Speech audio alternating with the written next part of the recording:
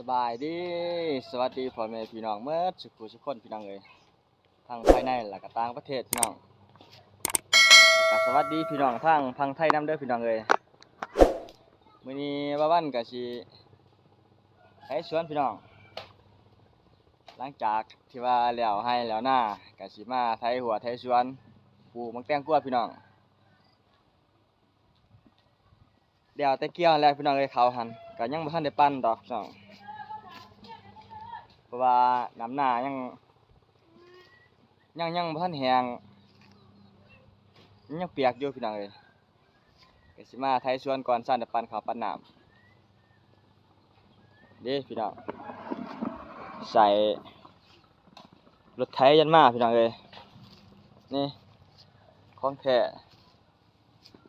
นำเข้าจากพังไทยไปเด้พี่น้องนี่ความแห้ง85ความแห้งพี่น้องกับจำนี้ก็พอใช้ได้อยู่สำหรับตัวไทยหน้า TF 85ลบ LM ความแห้งพี่น้องเอ้ยความแห้ง85แรงม้าวันซะ ถือว่าของแท้นำเข้าจากพังไทย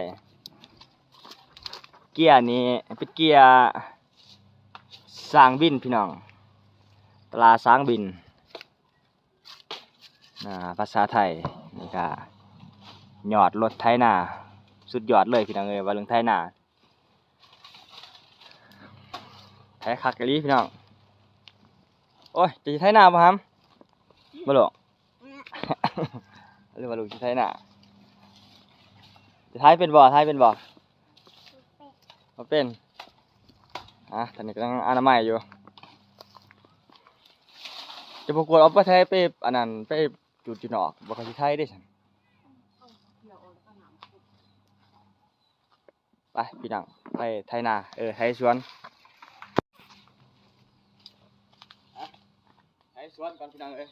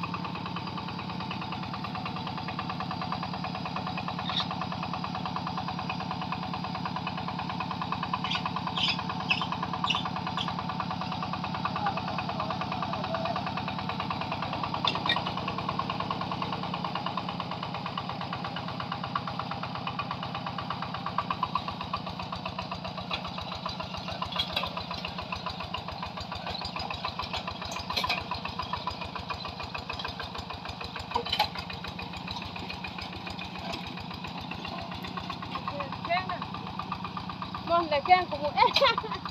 กูพา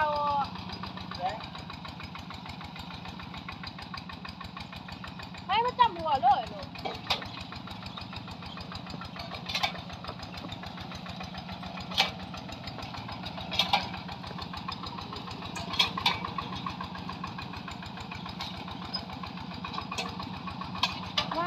เขาเซยนะพี่น้องหมักบวบ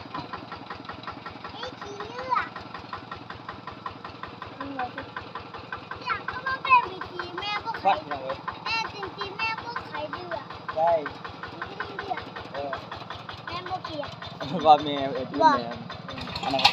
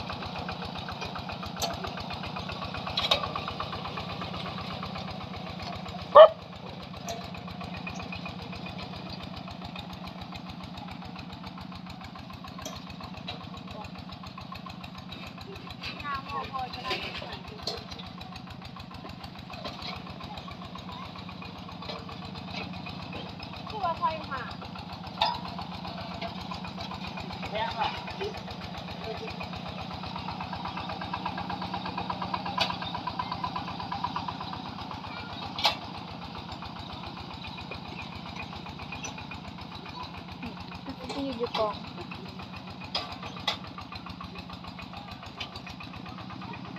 โอ้มันบ่ เอาน้ำพ่นก็ติ คือหนึ่งเฮ็ดอ่ะ เดี๋ยวมาทำไมแค่แง่เหรอนี่แล้วสินี่บัวนี่บัวนี่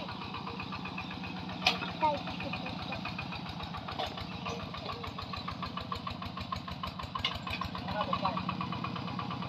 เอาน้ำพ่นก่อนน้ำพ่นก่อนเอาน้ำพ่นก่อนมันจะใช้นี่ไม่ต้องกันหรอกไม่ห้ามหรอก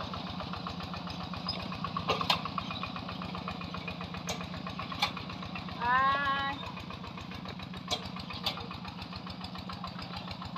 ไม่เป็นหรอกเป็นคนไหนดูไทยขาดที่ว่าลงบุลมบ้านก็หนักพวก ท้องไหน เนี่ยโถเห็นแล้วเฮ้ยไปขอติดไทยมาฮะ ได้ พวกเราไม่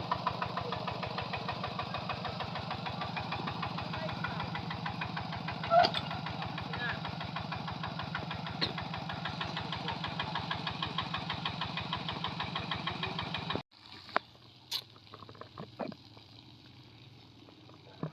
บ่ได้พี่น้องเอ้ยต้องได้น้ำห่มก่อนแข็งหลายดินมันแห้ง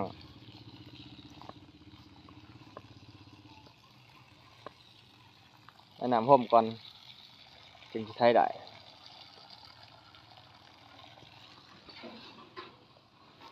ดินแข็ง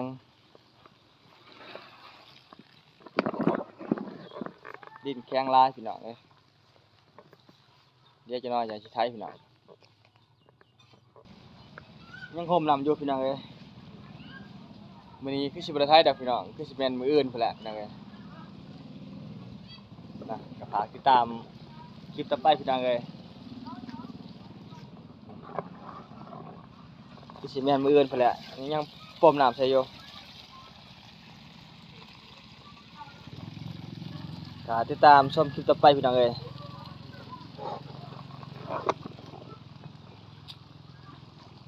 ถ้าเบิ่งถ้าชมคลิปต่อไปพี่น้องบ๊ายบายพี่น้องเอ้ย